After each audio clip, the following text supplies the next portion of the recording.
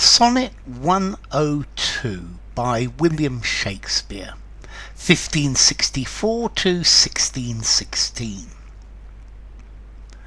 My love is strengthened, though more weak in seeming.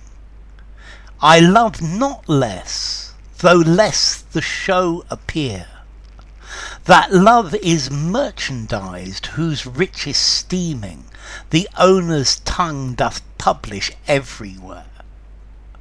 Our love was new, and then but in the spring, when I was wont to greet it with my lays, as Philomel in summer's font doth sing, and stops his pipe in growth of riper days. Not that summer is less pleasant now than when her mournful hymns did hush the night, but that wild music burthens every bough, and sweets grown common lose their dear delight. Therefore, like her, I sometime hold my tongue, because I would not dull you with my song.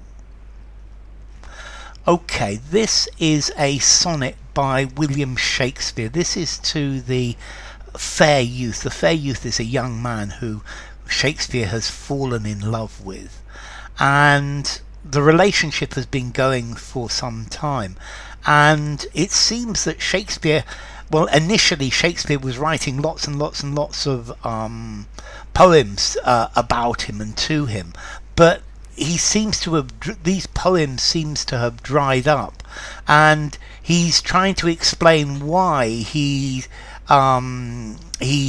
not written so much about him. He's stopped for a while, and he says it's not because he loves him any less, but he doesn't want to have it cloy. He doesn't want to ruin the love, to make it feel jaded by making poems about it all the time. And he's saying that if there's a little bit of something, then it's much more valued. If you have a glut of it far too much, then it's not the same. So, my love is strengthened, though more weak in seeming. So, I love you even more than I loved you before. Yeah, I love you more than ever. My love is strengthened, though more weak in seeming. However, it doesn't appear like that. It doesn't seem like that. My love seems to be much weaker. Yeah, and this is because I haven't been writing poems. I love not less, so I don't love you any less, though less the show appear, but I'm making less of a fuss about it. I'm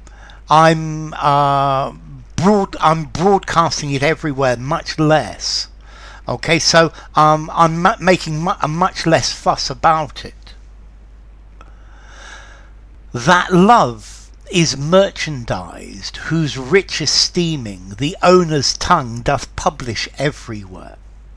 So, if you tell everywhere about how you're in love with someone, if you publish it everywhere, then you are merchandising your love. You're treating it like a product. You're treating it like something to sell, and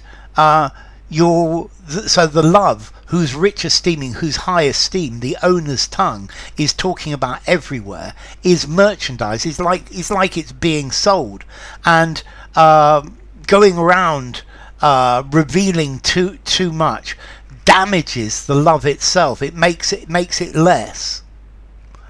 Our love was new, and then but in the spring, when I was wont to greet it with my lays. So when I first met you, our love was new. It was in its spring. Our love was in the first emotional moments, in the first moments of joy.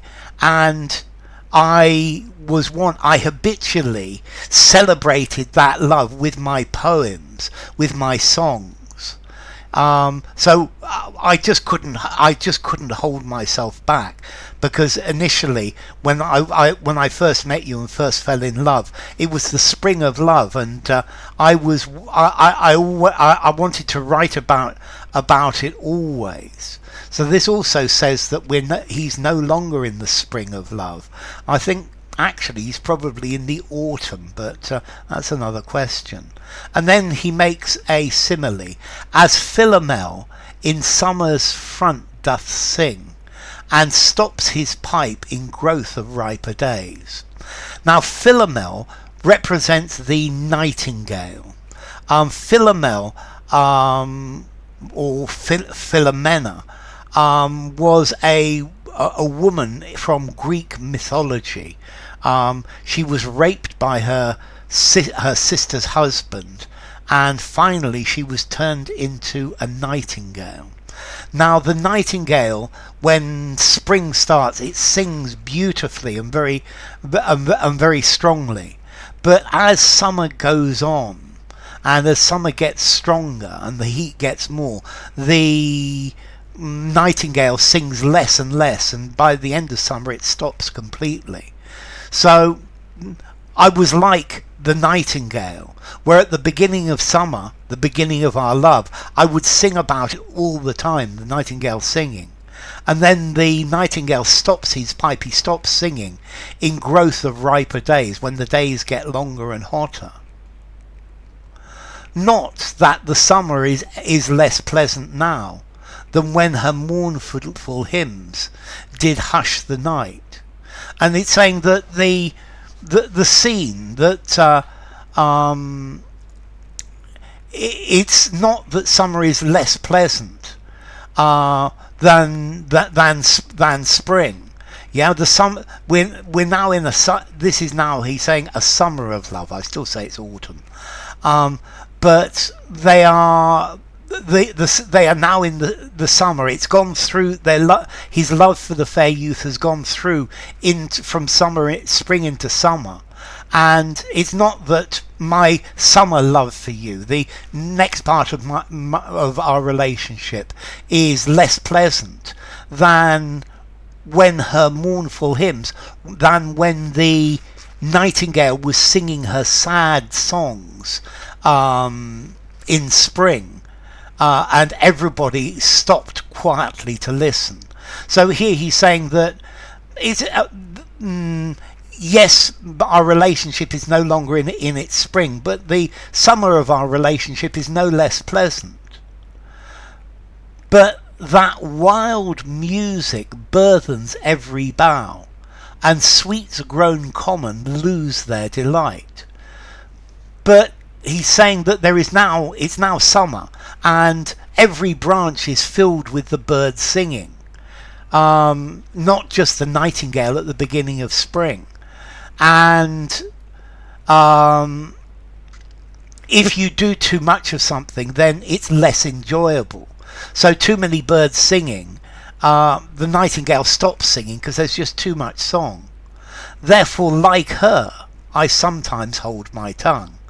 And now he's into the summer of the relationship. I think this is also perhaps talking about the rival poet, and the rival poet writing about him. So maybe people singing the fair youth's praises are so common now that I sometimes hold my tongue. Okay, is when something is very something is enjoyable. If you do it too much, then in this case the emotional connection is lost, because I would not dull you with my song, because I don't want to make my poems lose their value. I don't want to decrease their value. So in this last bit, he's going into all sorts of different things. So he's saying that the relationship has moved on from spring into summer, and now that's why he's not singing the fair youth's praises the whole time, because now this is summer, and the nightingale sings in spring but not in late summer. because there are so many birds singing, and perhaps this is echoing that there are various poets writing about the beauty of the fair youth. And I sometimes hold back my poetry because I don't want to my poems or your beauty to lose its value by becoming commonplace. So enough. If you enjoyed the video, give it a rating, subscribe to my channel, and I'll see you soon. Bye for now. Sonnet 102 by William Shakespeare.